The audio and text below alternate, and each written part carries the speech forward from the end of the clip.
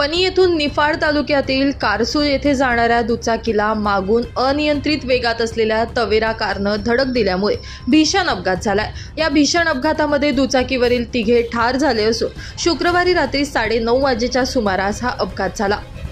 मंगेश रमेश हिलीम वय 23, विजय रमेश हिलीम वय 16, गौरव तुकाराम पवार वय 20 हे सर्व राहणार कारसूळ तालुका निफाड असं तिघ युवकांचं नाव असून MH15 BA 2229 या क्रमांकाच्या दुचाकीवरून वणी येथून कारसूळ या ठिकाणी शुक्रवारी रात्रीच्या सुमारास जात असताना मागून भरधाव वेगात आलेल्या MH19 AP 9933 या क्रमांकाची तवेरा कार भरधाव वेगात आली व या कारनं पुढे जात असलेल्या दुचाकीला जबर धडक दिली।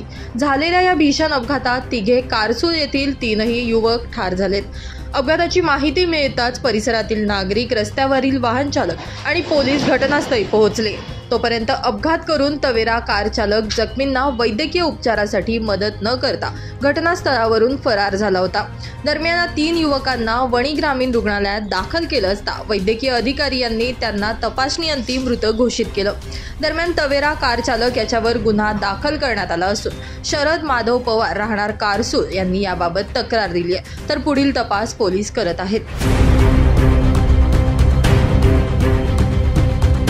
सागर मोर, नाशिक माझा न्यूज, वणी।